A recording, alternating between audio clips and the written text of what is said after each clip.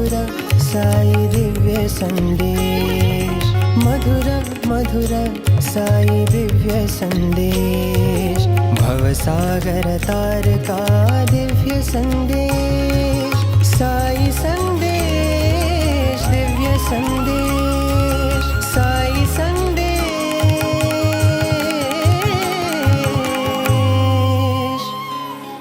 दिव्य संदेश।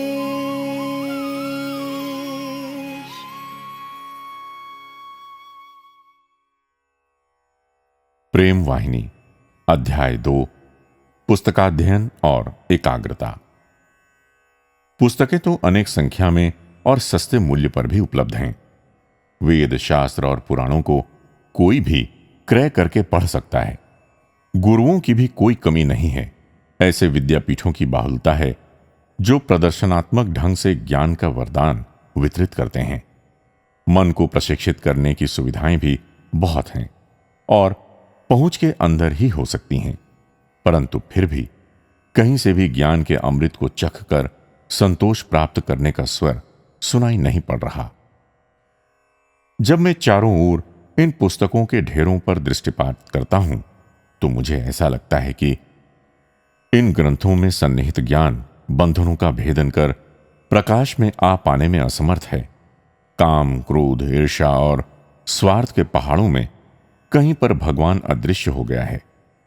इसी प्रकार ज्ञान का सूर्य भी इन पुस्तकों के विशाल ढेर के पीछे छिपा हुआ है।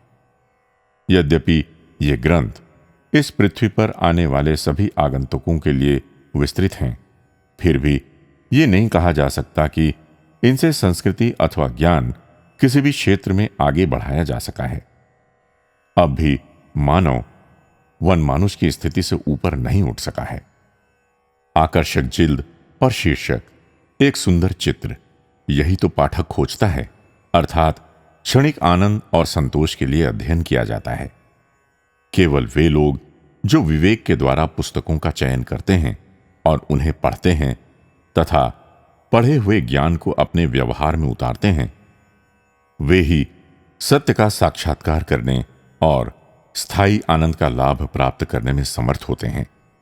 इन्हीं का जीवन सार्थक और सफल होता है।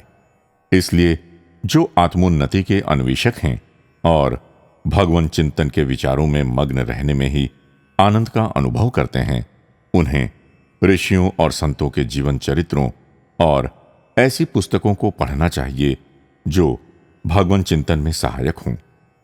निरुद्देश्य होकर जो हाथ लगे वही पढ़ने से तो भ्रम और संदेहों की वृद्धि होती है। इससे कोई लाभ नहीं होता है और न शांति प्राप्त होती है। सिंह यद्यपि वन राजा होता है, जब जंगल में से होकर भ्रमण करता है तो वो कुछ कदम जाकर पीछे मुड़कर देखता है, क्योंकि उसे भी भय होता है कि कोई उसका पीछा तो नहीं कर रहा है। मस्तिष्क में भय रहने से दृष्टि स्थिर न रहकर लड़खड़ाती रहती है। हृदय में हिंसा भाव से दृश्य विकृत दिखाई देता है और दृष्टि भी भटक जाती है। मानव में समदृष्टि होनी चाहिए। उसकी दृष्टि में समस्त सृष्टि समान रूप से शुभ और मंगलमय प्रतीत होनी चाहिए। जैसा कि उसमें अपने लिए निष्ठा और प्रेम है, उसी प्रकार उतने ही प्रेम से उसे सभी प्राणियों को देखना चाहिए, क्योंकि सृष्टि में कुछ भी हेय नहीं है, न ही उसमें रंच मात्र भी दूषित है। दूषित दृष्टि के कारण ही उसमें दोष दिखता है। जैसे रंग का चश्मा हम पहने होते हैं, हमें उसी रंग में रंगी हुई समस्त सृष्टि दिखाई देती है। निरपेक्ष रूप से स्वयं तो ये शाश्वत, शुद्ध और पवित्र है। जय साई राम।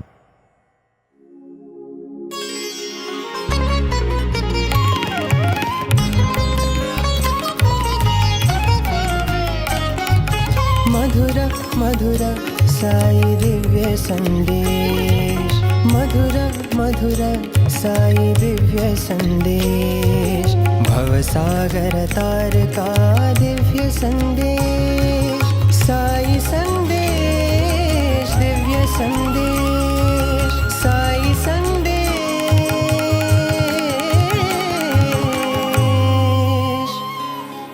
दिव्य संदेश।